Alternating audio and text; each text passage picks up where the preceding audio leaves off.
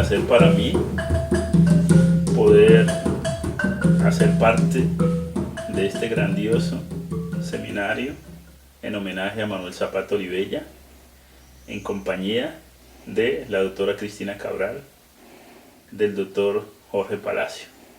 Ambos, desde Carolina del Norte y Carolina del Sur, difunden el pensamiento de Manuel, son expertos y han escrito libros. Yo, desde Colombia, desde la Universidad del Cauca, desde mi grupo de investigaciones GREAPI, que llevo muchos años, casi 15 años trabajando el pensamiento lúcido, interdisciplinario, afrodiaspórico de Manuel Zapata Olivella.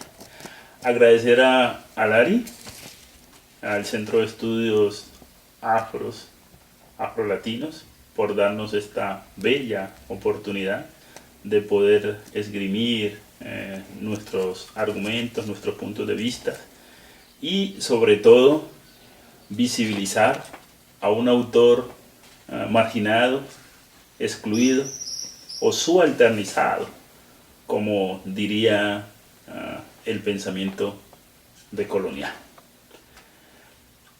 ¿Cómo vamos a proceder? El doctor Jorge Palacio va, en sus dos videos que les corresponden, va a hablar de Manuel Zapata Olivella como intelectual, haciendo un contraste con él y intelectuales de la afrodiáspora como Anthony Bock, como Paul Gilroy, como Jerome Branch, como Du Bois. Y en segunda instancia va a hacer una lectura de Chambacú, Corral de Negros, para mí sería Corral de Afros, desde la perspectiva del Estado-Nación en Colombia.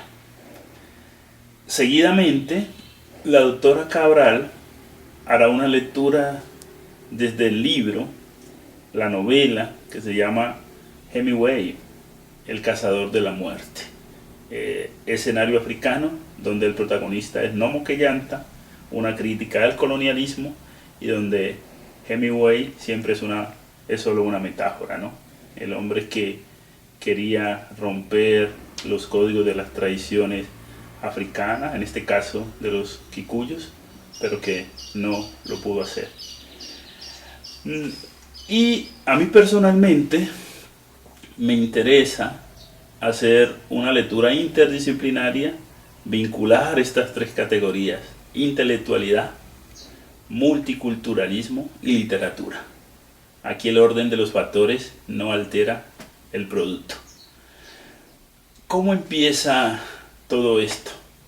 ¿Por qué vamos a defender la tesis, el argumento que Manuel Zapata Olivella es uno de los intelectuales, de los novelistas, de los escritores, de los pensadores más significativos en el siglo XX e inicios del XXI, no solo en Colombia, sino también en América Latina y en el mundo de la afrodiáspora?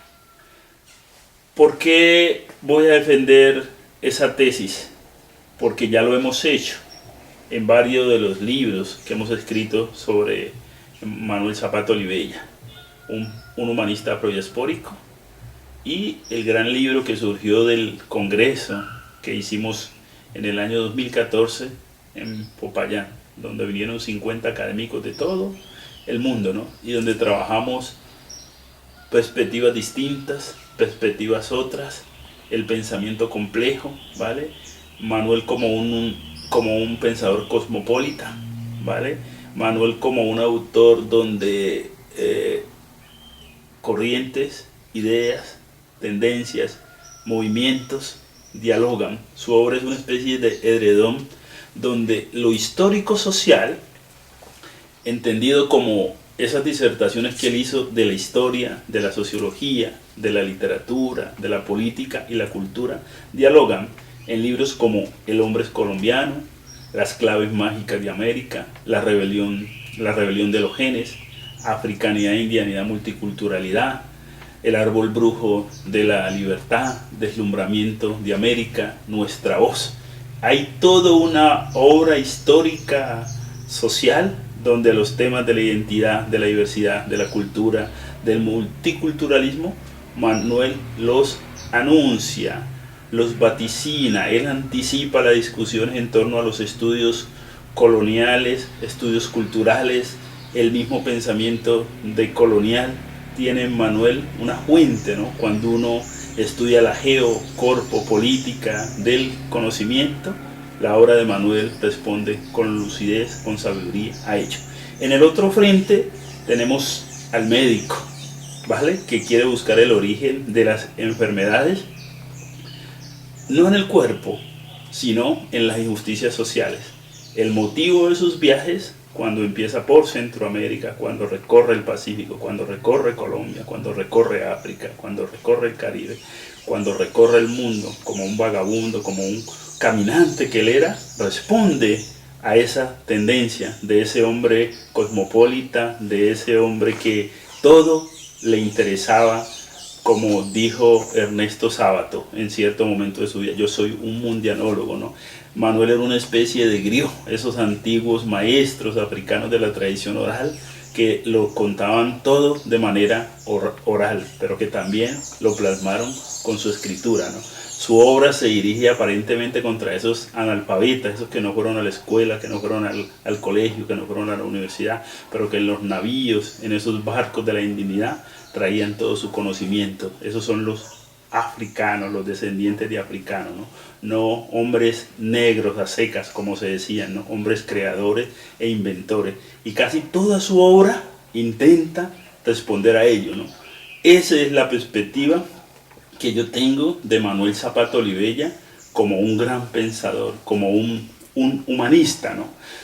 Habría muchos otros frentes en la obra de Manuel para considerarlo como un gran pensador, que es cuando él, como novelista, él mismo lo dice en La rebelión de los genes, ¿no? El novelista tiene que ser politólogo, tiene que ser psicólogo, tiene que ser científico, pero tiene que ser historiador y tiene que ser sociólogo.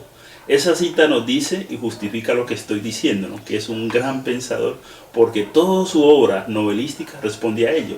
Por eso cultivó el teatro, cultivó la crónica, cultivó la épica, fue periodista, y todos los géneros de la literatura reinventa nuevos estilos para poder comprender la literatura latinoamericana, la literatura de la afrodiáspora, y romper con ese canon del boom. Entonces es el gran pensador que quiere hacer un puente entre eso histórico social y el campo de la literatura novelada. Eso en cuanto a Manuel como gran pensador, en tanto jardinero, ¿vale? Podría ser un hombre de renacimiento, podría ser un gran humanista de esa Atenas clásica que no tendría nada que envidiarle a Sócrates, porque justamente eso era Manuel, un gran conversador, ese hombre que reía carcajada con todo el mundo, ese hombre que no ignoraba sus orígenes étnicos, esa familia que tenía un poco de indígena, un poco de afro, un poco de indígena, y que eso para él era el concepto de la trietnicidad, bien entendido. Todo eso es Manuel, ¿no? Como pensador y como intelectual. Yo haría una serie de facetas, a continuación las nombraría para seguir justificando mi argumento de ese gran maestro, ese gran jardinero, ese cultivador de muchos saberes, de muchas disciplinas, de muchas prácticas discursivas, ¿no? Y que a través de estos eventos los estamos universalizando, mundializando, ¿no? Hacer que su pensamiento, que estuvo excluido, marginado, silenciado, se conozca en los Estados Unidos y se conozca en todo el mundo, ¿no? De eso justamente se trata. Yo diría que él aporta desde el concepto Muntu, que él aporta desde la visión ecológica, porque su obra tiende a eso, aporta desde la perspectiva antropológica, porque desde la perspectiva política, por Muntu me refiero a libertad, a hermandad, a fraternidad. Me refiero a ese legado que, como lo hice en la rebelión de los genes, como lo hice en Changó, como lo hice en varios de sus ensayos, ese legado que los africanos devuelven al mundo, este mundo que está en decadencia, en descomposición, en crisis, en un momento pandémico, le devuelven, ¿no?, una filosofía de la hermandad, de la libertad, vivos con los ancestros, ¿vale? Entonces eso era lo que le daban la potencia a los humanos para poder afirmarse vital y existencialmente en el mundo, ¿no? Todo eso está en la obra de Manuel, pero yo diría que lo más importante, que lo más relevante y lo más significativo de todo el pensamiento de Manuel Zapata Olivella es que hay un proyecto libertario, hay un amor a todas las etnias, a todos los grupos humanos, no hay superioridades raciales, por ejemplo, porque todos los hombres tienen un origen común, y ese origen común está en África, donde el hombre, a través de un proceso de hominización, se hizo hombre, pero también se hizo mujer, empezó a crear, empezó a reflexionar, empezó a hacerse preguntas, empezó a reflexionar. De ahí viene el Olimpo Yoruba, que no es el Olimpo ateniense, sino que pensamos desde el occidente de África, pensamos desde los Yoruba, desde las tradiciones religiosas, de las tradiciones mágicas, mitológicas, porque ellos también buscaban la verdad, interrogaban el mundo, se hacían grandes preguntas. Por eso yo considero a Manuel Zapata Olivella eso, un gran humanista, un pensador cósmico, un pensador holístico, un lúcido, tanto en la palabra escrita como en la palabra oral. Y finalmente, gran pensador, porque le interesaba la palabra justicia. Así como hay una filosofía política, hay una antropología social y una sociología política que buscan un modo de sociedad donde no haya injusticias sociales. A Manuel lo que más le interesaba era eso, la justicia social, la fraternidad, la hermandad. Entonces, en esto centro la importancia de él como pensador. En tanto intelectual, un intelectual esencialmente es un sujeto que tiene una posición pública y frente a lo que es lo social, lo que es la ciudad y la sociedad, plantea, critica, sugiere, propone cómo debe ser ese modo de sociedad, esa ciudad, y cómo deben ser esas instituciones o esas significaciones imaginarias sociales.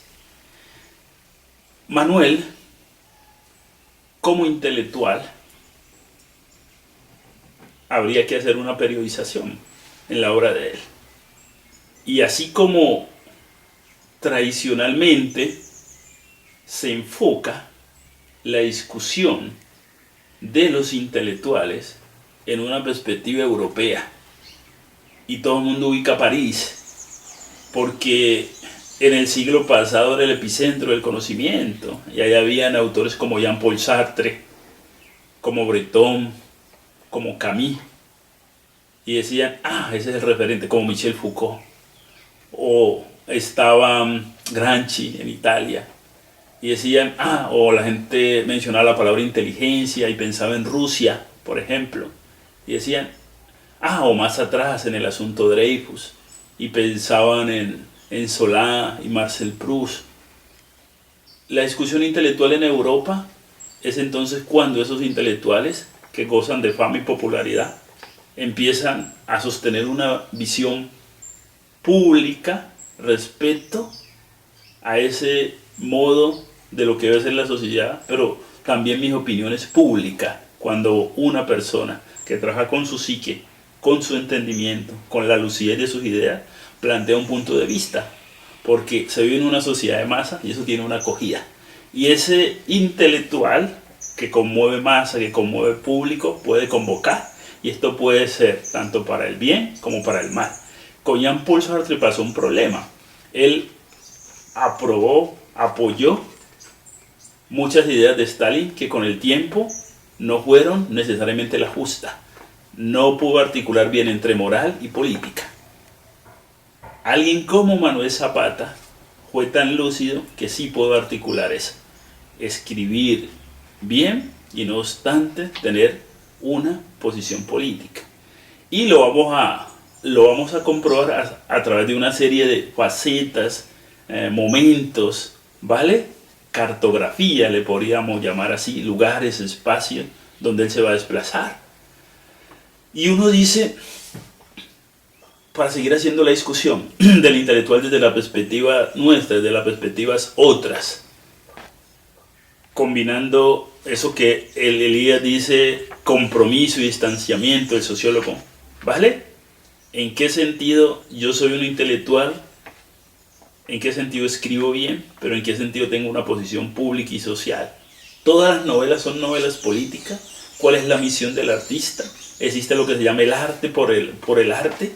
¿Cómo yo puedo escribir sin hacer un arte panfletario, por ejemplo? Un arte que sea comprometido a secas y que exprese un realismo socialista, por ejemplo, como pasó en su momento. Entonces, Sartre apoyó por apoyar a la revolución cubana, pero él nunca se hizo autocrítica. Cuando se le hizo era demasiadamente tarde. Por ejemplo, así también cuando defendió al régimen staliniano, ¿no es cierto? Hizo eso. Lo defendió por defendió. Sabía que había campos de concentración, que había gulag, ¿vale? Que ese régimen no necesariamente nos llevaría a la igualdad, libertad y fraternidad. Preciso, ¿no? No estoy defendiendo una sociedad por la otra. Estoy haciendo esa articulación entre moral y política y escritura. Porque ese autor tan famoso como fue Jean-Paul Sartre, que era referente a los intelectuales, no, la tuvo. Se acercó a Camus y Breton.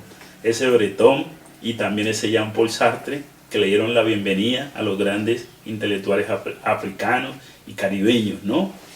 Porque en el Orfeo Negro él hace una lectura muy bella de Senghor y de la poesía y de todo el pensamiento africano.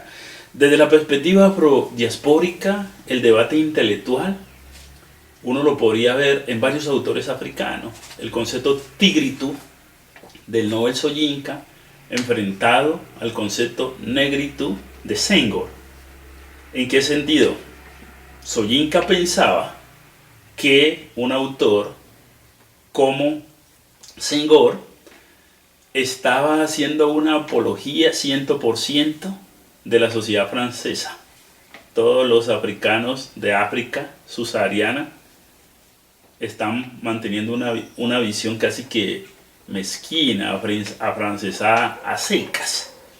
Mientras que Senghor, quizás con su visión de la negritud, estaba defendiendo un modo de ser africano en Senegal, en África, no necesariamente copiando, imitando a las sociedades francesas, porque Senghor dijo y defendió la cultura, sino dar y recibir, una visión bella de lo que debe ser la cultura. Senghor fue presidente, Senghor escribió poesía, escribió libros políticos sobre el socialismo, pero pudo mantener su integridad y su lucidez escribiendo, haciendo poesía y siendo un gran dirigente político, como lo fue.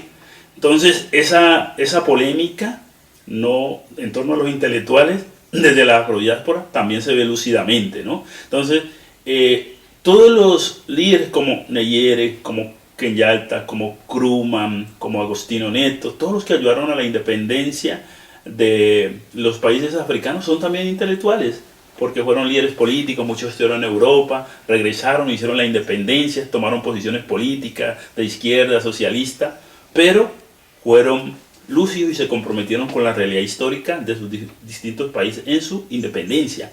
Eso lo va a tomar Manuel Zapata Olivella en su obra literaria, en su obra política y en su obra social, ¿no? Comprometerse como escritor, como ciudadano.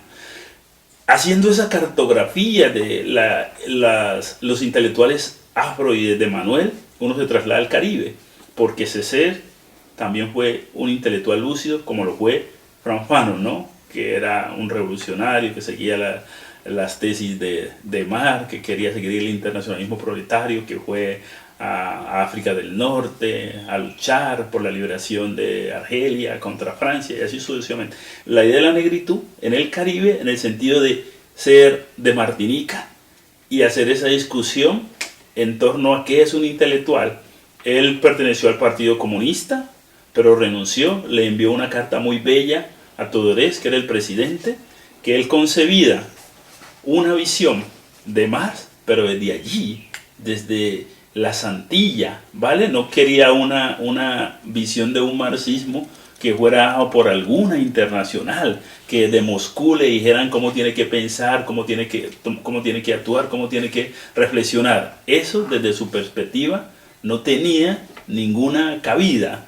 Y alguien como Césaire lo interpretó muy bien, ¿no? Decía, nuestra hora ha llegado. Entonces veo un nacionalismo lúcido desde la Santilla, un modo de ser caribeño, un modo de defender su identidad, de defender unas concesiones políticas, pero también de defender unas concesiones artísticas y literarias, porque la negritud fue eso, una concesión artística, poética, es una estética que se hace de la Santilla, desde ese bello mar para el mundo, ¿no? Yo puedo ser antillano y ser simultáneamente francés, ¿vale? De manera simultánea, coexisten. Si yo voy a Estados Unidos, en este debate con el intelectual, los 1920, Renacimiento Negro, término acuñado por el intelectual Alan Locke en Estados Unidos, ¿qué se buscaba, no? El arte, la cultura, la música, la literatura, los intelectuales comprometidos con una cuestión étnica, pero también estética, también literaria, ¿no? Ser norteamericano y no ser norteamericano. En esto tenemos en un Du Bois los antecedentes cuando en 1905 hizo el primer congreso de Niagara, Canadá, y planteó su teoría de las dos conciencias, ser o no ser norteamericano, ¿no? Contrario a Marcus Garvey, que quería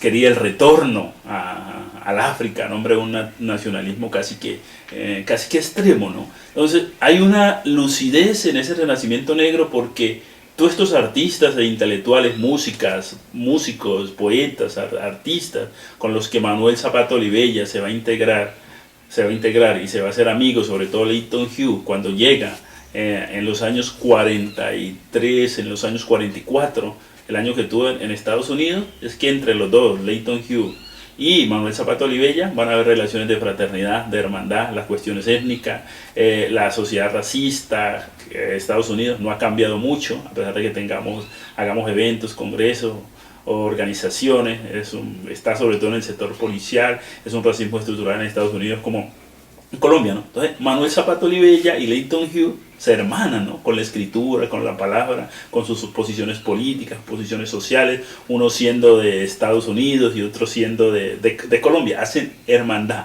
Entonces el profesor Prescott hizo un ensayo muy chévere, unas constelaciones, relaciones entre esos dos intelectuales. George Palacio, en su libro clásico que acaba de lanzar, de Manuel Zapata como un pensador radical, también le dedica bastante apartado a eso, ¿no? Nos ayudan a ver esos vínculos, esa red, ese pensamiento prematuro de este hombre que va a Estados Unidos, y como también lo fue en un momento Alexis de Tocqueville, viajando desde Francia a Estados Unidos, hace una radiografía muy bella de esa sociedad. Pero tanto Tocqueville está siendo intelectual, pero también Manuel Zapata Olivella está siendo intelectual. ¿Cuál es el tema aquí, no? Pues era la discriminación en Estados Unidos, y él tuvo una posición lúcida, porque luego va a escribir obras como He visto la noche, luego va a hacer una obra de teatro que se llama Hotel de Vagabundo, luego va a escribir unos cuentos de muerte y libertad, donde hay un personaje que llama Elder, pero él está pensando en Estados Unidos. Él no se avergüenza de ser negro, él asume esa identidad a pesar de su color de piel, no se avergüenza de sus orígenes, ¿no? Entonces es un intelectual que le interesa eso, ¿no? La identidad, la diversidad, ¿vale? No se siente acomplejado de eso que lleva en su genes, lo que lleva en su fisionomía, pero lo más importante es su creatividad, su inteligencia, su sabiduría, un modo de ser afro allá en Estados Unidos, que es lo que va a consolidar estando junto a Leighton Hughes, como poeta, Zapata Olivella como novelista, como ensayista, como cuentista, como ese gran intelectual y pensador que quiere articular dos geografías: Centroamérica, Estados Unidos, Europa, África, el Caribe, ¿no? El siguiente momento de intelectual yo lo diría que es en los años 60, cuando se lucha por los derechos civiles en Estados Unidos, y Luther King, Malcolm X van a sentar posiciones también, ¿no? Está el racismo, la discriminación, como pasa hoy con el movimiento el movimiento que se llaman las vidas negras también interesan. Todos tienen una posición política y desde 1960 a hoy se logró la inclusión en Estados Unidos, la ciudadanía, pero unos sujetos no siguen siendo tratados como ciudadanos, sino como cosas. Es lo que vemos en las imágenes, ¿no?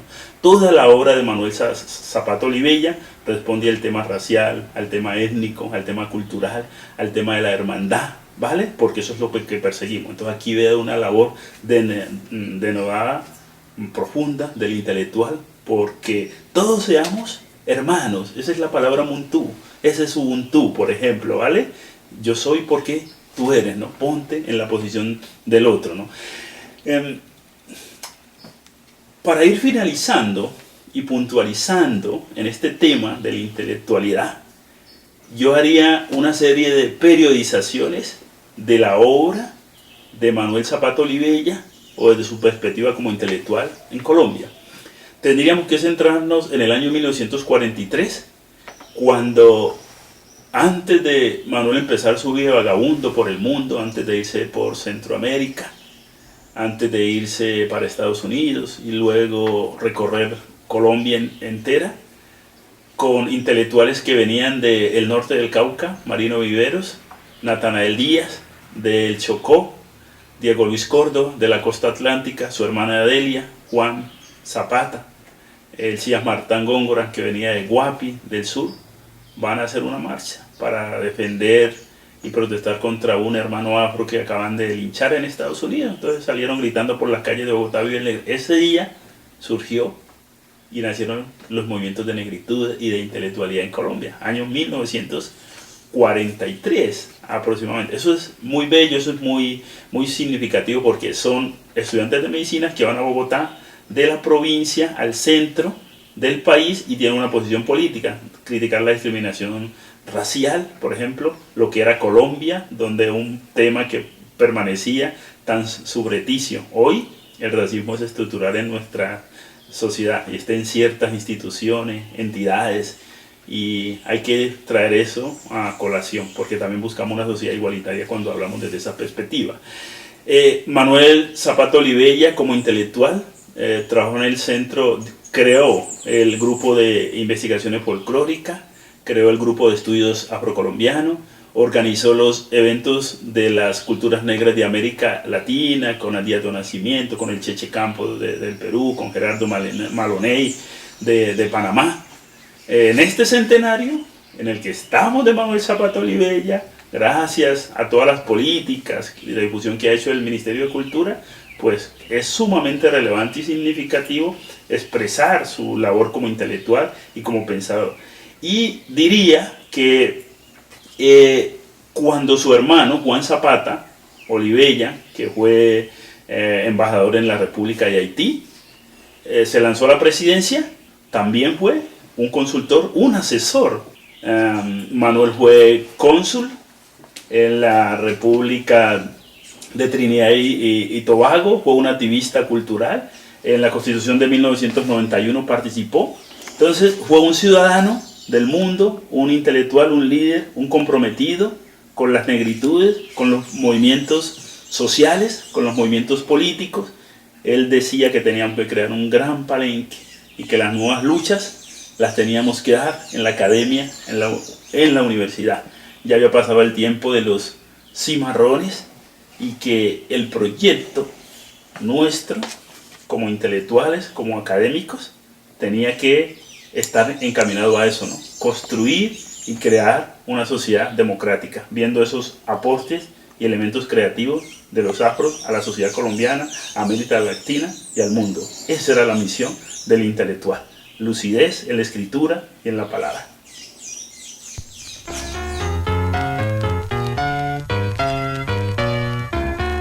Sinesio Mina luchó por la libertad